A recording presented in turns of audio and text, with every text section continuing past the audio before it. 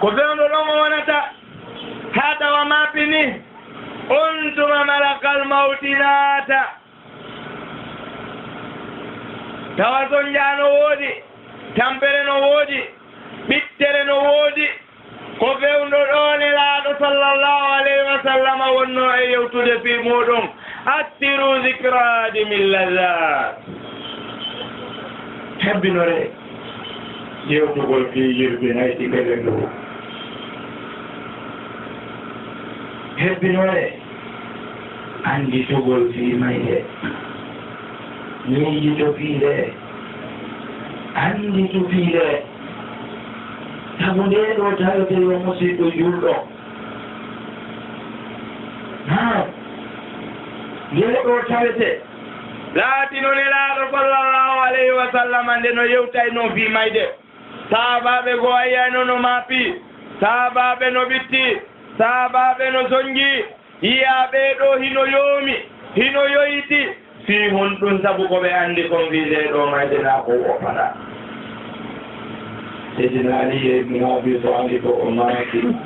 wonde mayde ɗo ko taasini yaray ɗum woto kala karamokoɓe goo kadi wonde mayde ko dambugal reway ɗum wonɗo wo wonɗo ko ɗo yiɗane laaɗo sallallahu alayhi wa sallam ino waali hino otta hino oona hino tampi hay ɓe ƴetta lincum ɓe ɓuɓɓina ɓe fitta kun ka yeeso maɓɓe ɓe maaka la ilaha illa llahu inna lilmawti la sakara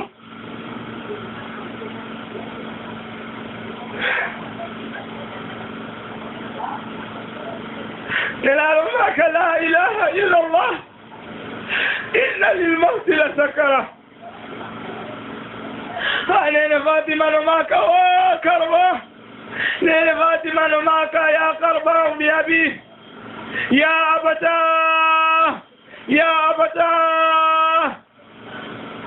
e baba en andari ko woni jippade dow baba en ɗum noon ko ɓeɗo woni nelaaɗo sallallahu alayhi wa sallam nelaaɗo no maaka la karba bi abi kibadal yow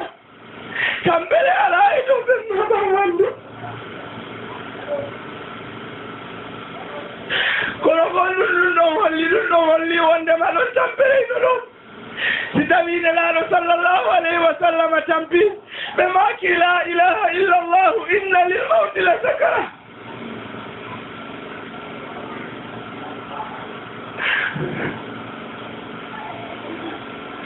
si tawi nelaaɗo sallallahu alayhi wa sallam maaki nde ɗo mayde hino wari haadeeki nde mayde hino mari tampere nde mayde hino mari sonja nde mayde hino mari muusendi haray min e ma ko honto wonɗen e ƴawde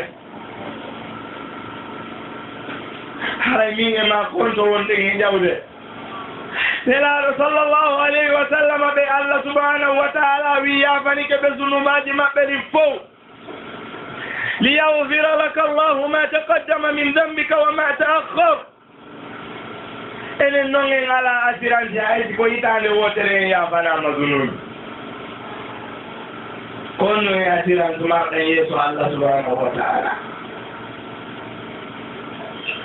nelaaɗo sallallahu alayhi wa sallam eno jooɗo ɓe ƴetta lincum ɓe ɓuɓɓina ɓe fitta ka yeeso maɓɓe ɓe maaka la ilaha illa llahu inna lilmawti la sakara ange min ko on to wonɗe ko ɗum ɗo sahabaɓe wonno ko yangani sabu ɓe andine ñalande ɗo weetanayɓe konnum min e ma wonɗen e wadde ko ƴentagol musique bimɓe kikiɗe ko narugol filmu jemmay ñalorma ko yettigol Allah subhanahu wa taala nanoye ñaamo e ko ɗum ɗo maranɗen ngal ɗo ñallal ñallal ngal nelaaɗo maaki la karba bi abiki yeba'asa al yawm tampere ala e ɓen ma dow ɓaawo hannde tampere ala e dow ɓen ma ɓaawo hannde kono hollinde ñande on ɓe tampi hollinde ñande on ɓe tampi kono wiiɗa e ngal ɗo ñallal wonnon heɓinaniɗa ngal ɗo ñalla naaru yimɓe no ƴawa e otoje yaha tawa Allah hoddiri ɓeɗo ɓe fof ko mayayɓe accident waɗa ɓen ɗon ɓe fof ɓe lanna ɗon ɓe yaha ɓe tawoya rabbu samawati wal ardu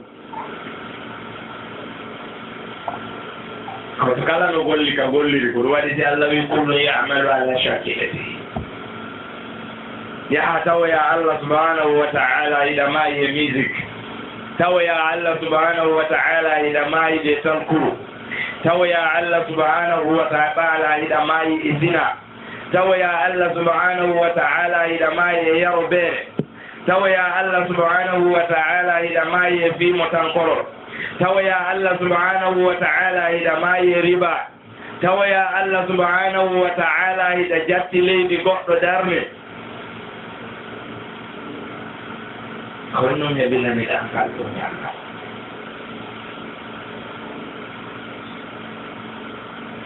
nenaɗo sallllahu alayhi wa sallam maki hebbinore anditugol fiinde ñalande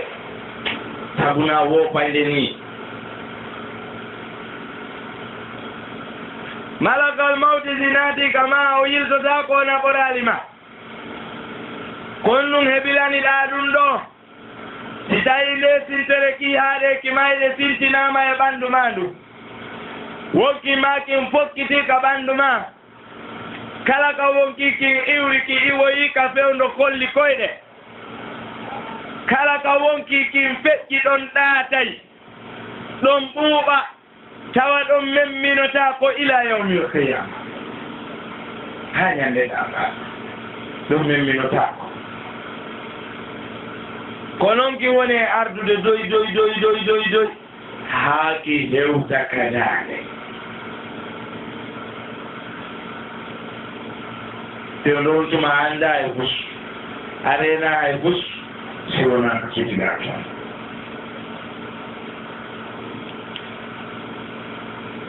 Allah subhanahu wa ta'ala wi si tawi ko ɓe golluɓe fiinde ñalande ɗon woni e may nde ñan haray farawhun wa rayhanun wa jannatu naim hay ko saɗi ko tooɗi ɓe wernama kadi ɓe mari naatoygol aljanna kono noon fa amma in kana min almukadibina addallina fa nusulum min hamim wa tasliyatu jahim tawi ko neɗɗo yeddunoɗo ngal ñallal yeddi daragol darngal yeddi mayde wi ɗum nano wayi ma ɗum o wi a ɗum sattata ma ɗum yomi waɗu komi faala on tuma mi tuuɓoyoy ha mayde nden ari tay moye on bone o maayi ko o majjuɗo haray fa nusulum min hamim haray ko jippoyagol e fatayɗa wa tasliyatu jahim ko o naadoyteɗo kadi yiite jahim jooni noon ɗa anndi ndiyam moƴƴinaɗan laakara ɗan si koye ɗan ɗon goɗɗo jippoyto tagaɗan laakara ɗan si koye ɗan ɗon goɗɗo jippoyto haray himo hulana fiyon noon Allah taguɗan ha gasi o wi bi'sa sharab ɗan ɗo boni yareteɗan wa sa'at murtafaqa siko ɗon hooliɗa fowtorgol ɗon kadi boni fowtorte fiyon noon o weeri ɗan boni yareteɗa ko fiita ƴetti tasi ndiyam kon a ɓanni ka yeeso ma ñorta yeeso ma ngon guri yeeso ngi fof ukka ka nder ndiyam Allah wi o yashwil wujuha bi'sa sharab wa sa'at murtafaqa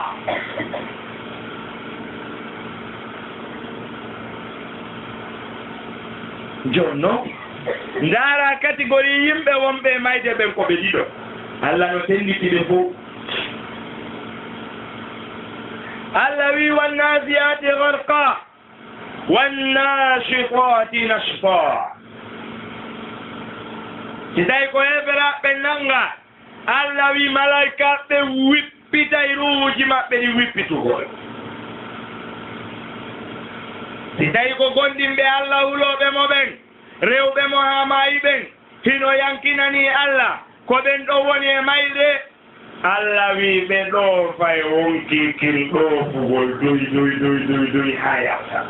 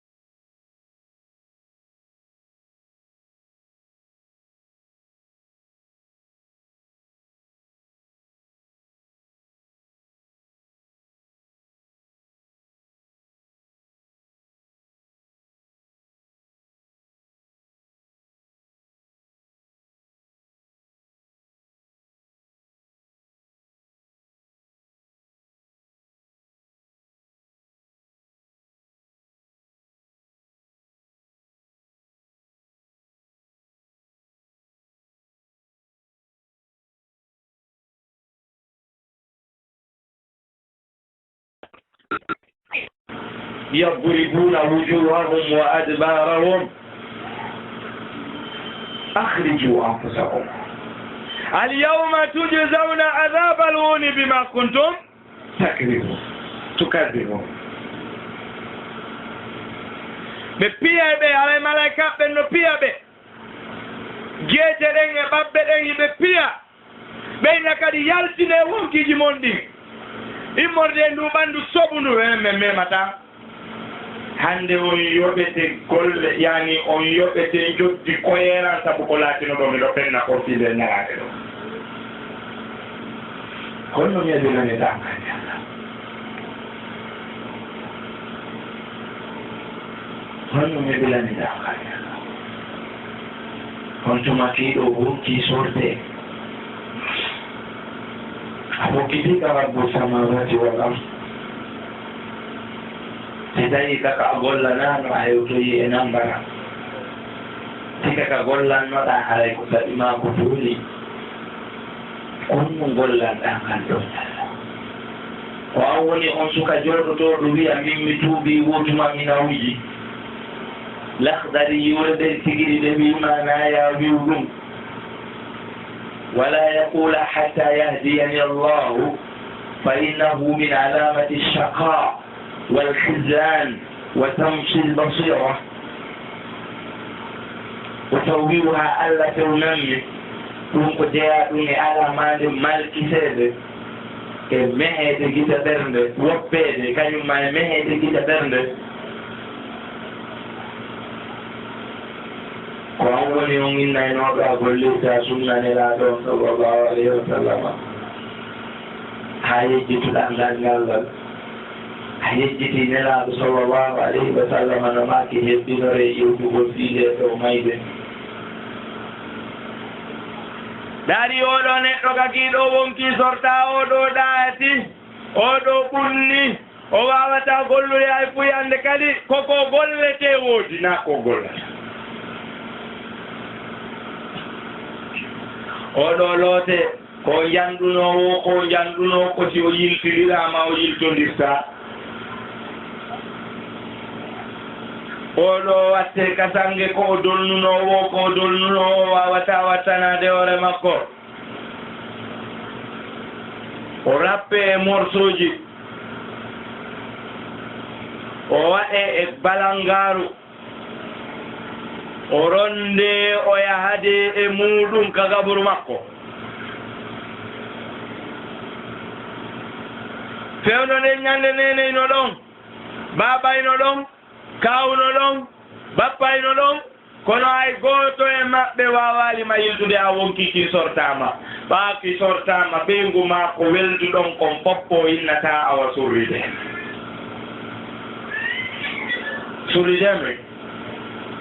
o innata awa surrideme e ko fi oɗo wonnoɗa e yangade awa accimo ɓawo gawo wiyata surrideme e ko fi oɗo wonnoɗa e tampande a acci oɗo ɓawo gawo wiyata surrideme e ko sodangol oɗo bamakoji wonnoɗa e yanganade a acci oɗo ɓawo gawo innata surrideme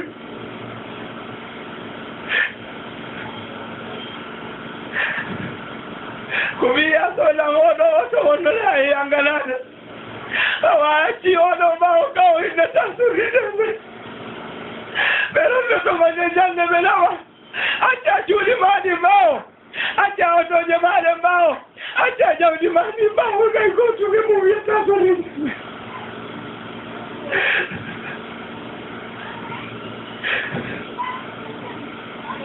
ko ɗum wonɗa e yanganade kaɗuna ɗo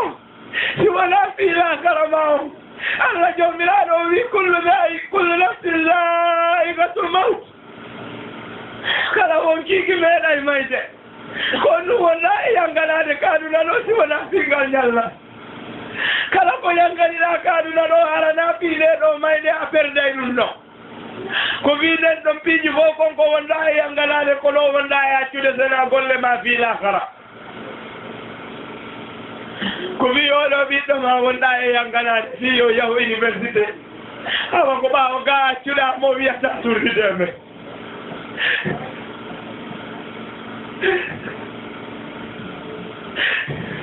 si tawi ko buuɗima dollar jiɗi wonnoɗa e yangalade ɗin no waali ka banque ɓe surridata o ɓe surridata o ko antu wona e surrede kaburu ma siwre kaburu ma nden ko antu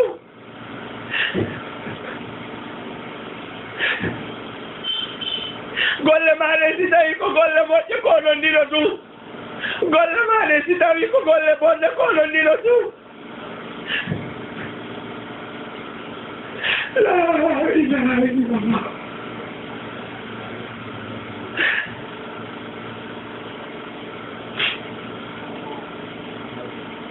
ko wi on no wonnoɗa e sangalade kaduna ɗo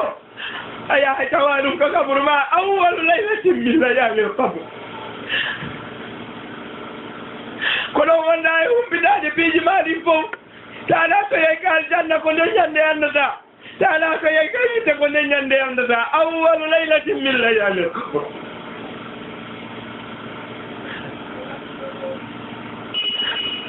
ndaaru goɗɗo no jooɗi jallal ngal fof mbaɗa no heewi o juulaali ala sala no heewi o juulaali futuɗo no tina o juulaali geeƴe heewi o juulaali himo wuri kaduna ɗo o wi ko julɗo oɗo konto tawita rabbu samawati wal ard ñande malakal mofti arani mo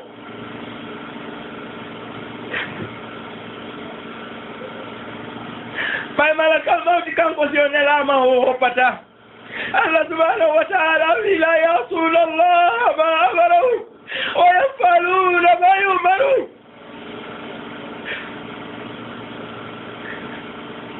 ko ɗum ɗo nelaɗo sallallahu alayhi wa sallam wonno e yewtude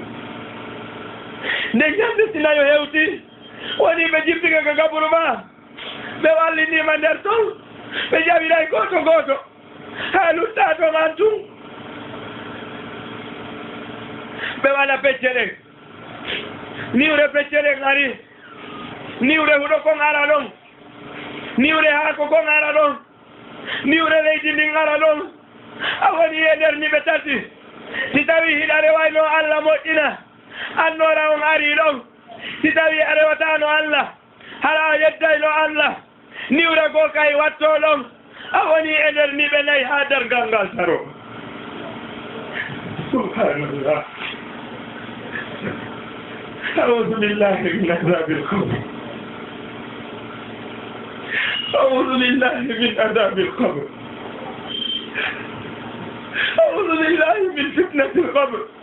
ومن ظلمة القبر ومن فتنة المحيا والممات ومن شر فتنة المسيح الدجال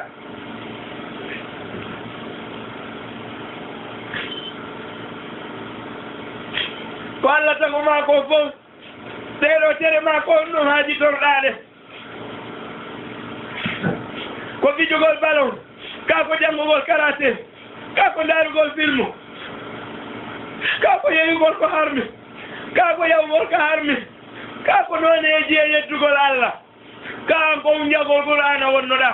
ka ko janngugol islam ka ko yamirgol ko moƴƴi ka ko haɗugol ko boni wallahi alladi la ilaha gayru ñande maskal mawti aran ma ande goɗɗum e muɗum ñande siɗe liwlike leydi ndin ɓe yalti ɗo haray ɓe accidima e golle maɗe ɓe hewtidi ka suudu sonnaɓe siko ɗiɗo accunoɗa sonnaɓe siko tato accunoɗa sonnaɓe siko nayo accunoɗa ɓe wullay ha e nokku iko bimbi mayɗa iɓe wulla ɗon ha e fana woɓɓe addana ɓe ñiiri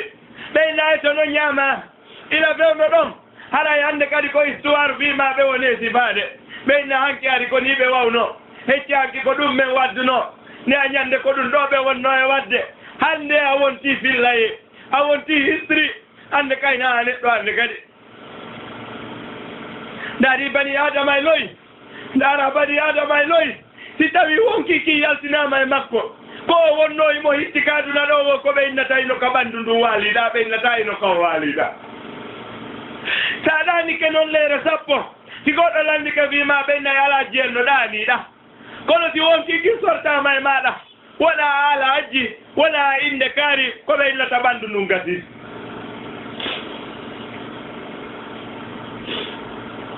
lotama gasi ino ɗa fure o a heɓi inde ko kayde an inna kayla tagaɗa hande kadi ko fure wiyeteɗa tiiɗo ara ko a hombode ma ko ɓanndu ndun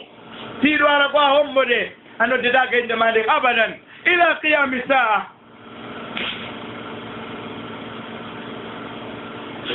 ko ɗum ɗo nelaaɗo sallllahu alayhi wa sallam annduɗo ɓe yiddi wota o aduna ɗo hode Allah kadi ko ɗum yettima wota o aduna ɗo hode innama alhayatu dunya laybu wa lahu wa zinatu wa tafakhurun baynakum wa takathurun fil amwali wal awlad Allah no andi nde ñalande ɗo fewtay nde a wawata daɗude nde annabi ibrahima daɗali nde annabi Musa daɗali nde annabi Isa daɗali nde nelaɗo sallllahu alayhi wa sallam woni daɗali wallahi naminge ma daɗata nde ko leɓuɗa aduna ɗo wo ko mayde habbiɗa ama e wallah kon nun e ɓilaniɗa nde ɗo ñalande hawti an ko darno cuuɗi tun e soodo dereji tun e jombo donnaɓe tun e joginotoje tun ko ɗum tun woni haydi ma ka hiɗa marani Allah tan makko on feere kamarani aduna on tan mum on feere ko ɗum ɗo seydina Ali ibn Abi Talib anduno o wi ya duniya tallaqtuki halasan wala tawudi ilayya abadan mi accitima laabi tati a yiltota ko yam pooma ko ɗum ɗo seydina Ali anduno ko ɗum ɗo seydina Aboubacry nde Siddiqi yangantono ha yehi ha seydina Umar boni Khattabi o wi wo mi dartota ko Aboubacry e a yunde aduna ɓay o bo wi fo lilanka yahugol tabuka ko ɗum ɗo o anduno ko ɗum ɗo seydina Umar boni Khattabi wonɗo e yanganade anelaɗo sallllahu alayhi wa sallam maki si tawno annabaji ara e ɓawan ko Umar boni Khattabi wonayno ko ɗum ɗo seydina Usmane bne Affan anduno ha tawimo yangano dina l' islam ha nelaɗo sallllahu alayhi wa sallam maki ma darra Usmanu ma faala bada l yawm han kadi kon nu yanganiɗa dina l' islam ha adna on andamma ɗum ɗo awakkilite on ɗum yehi miijitoɗa ka suudu ma kon nu maranna Allah subhanahu wa taala haray ko ɗum o maranma yawma qiyama haray ko ɗum o maranma yawma qiyama ko ɗum ɗo nene Asma o en anduno ko ɗum ɗo nene Aisha en anduno ko ɗum ɗo nene Fatima en anduno ha yiɓe yangano dina l' islam ha nelaɗo sallllahu alayhi wa sallam maki ga enene Aisha hudu nisfa dinikum min hadihi l humayra jette feccere dina mon kan immorde kun jimboɗe on ɗo ko ɗum ɗo ɓe anduno filmu paɗi siɓe yangani ɗum ko ɗum ɗo nene Ummu Salama anduno ha waɗi si o laddi nelaɗo sallllahu alayhi wa sallam oyni menen sonnaɓe ɓe meɗen jette dewle wano ɗiɗi ma tati ma nayyi enen si men mayi men naati aljanna worɓe ɓen ɓen ɗon nayo non jettuɓe men naati aljanna aray ko menen e on mbo hikkodirta nelaɗo sallllahu alayhi wa sallam maki ko ɓurɗo ɗo moƴƴade jikku e ma on kadna ɗo wo kon ɗon hikkodorta ko ɗum ɗon nene Ummu Salama anduno himo andi wondema mayde nden kan aray ko ɗum ɗo nene Atiyatu bintu Muzahimi anduno debbo Firawna on ha o tori Allah subhanahu wa ta'ala o wi Allah dandumo fitina Firawna e pomɓe ɗimmoɓe Firawna ɓen yo Allah mahammo kadi suudu ka aljannaji himo andi ko heeɓi wurde kadna ɗo ko mayde o habbi an o sonnajo kon ɗum yanganiɗa l'islam kon ɗum daraniɗa ka nder l'islam ha tawi a waɗi ɗum ɗon batte ko ƴaggal ngol moodi ma bimɓe kikiɗe ko yennugol moodi ma ko aybingol ɓe ko wikkagol ɓe ko añugol ɓe e mbaldi ko liɓanede dépense salo defude ka ko piigol fayɓe ka ko huɗugol woɓɓe ka ko yennugol woɓɓe ka ko ño'ugol woɓɓe bimɓe kikiɗe ka ko darugol filmu en ɗo e darugol filmu Nigéria juulata fana ka duwa ɗon juulata alansara ka duwa ɗon darugol série ko ɗum tun jooɗiɗa e mum ka e darugol pese ka ko hunjagol Qur'ana wonɗa haray ko hon ɗum waɗanɗa diina kan habboja fiide ɗo ñalande ɓayde ɗo wopatama jaw ka suuduma miijitoɗa kon nu waɗanɗa nde ɗo ñalande sabu nde ɗo wopatama wallahi nde wopatama ñande go futuro juulete tawa ñande go futuro juulete taw ina ka nder leydi ina ka ɓurure ina waali soma tum hayti ko Allah minanoɗo fi courant on alaɓantake to ngay bol ɓuure wotte hayti ko an jeyno générateur ji ɗin kadi ratnaɗo alaɓantake ton générateur hay goto ala yankon num yanganiɗa fi oɗo lette kabru ñande ko fana heway ta koye hoorema wona e juulede ta koyo fana salmine juuleɗa na an haɗete juulede e muɗum ko fana on juulede taw e muɗum si juuleɗa e mum ko ɗum waɗanta nde ɗo ñalande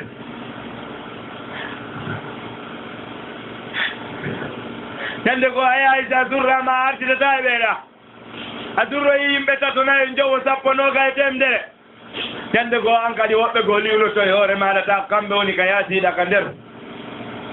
kono nu yanganiɗa nde ɗo ñalande musidɓe julɓe ala ewlen Allah subhanahu wa taala yimtoɗen e makko rewen mo toroɗen mo yo yafano en dunnoɓaji men ɗi yamkinanoɗen mo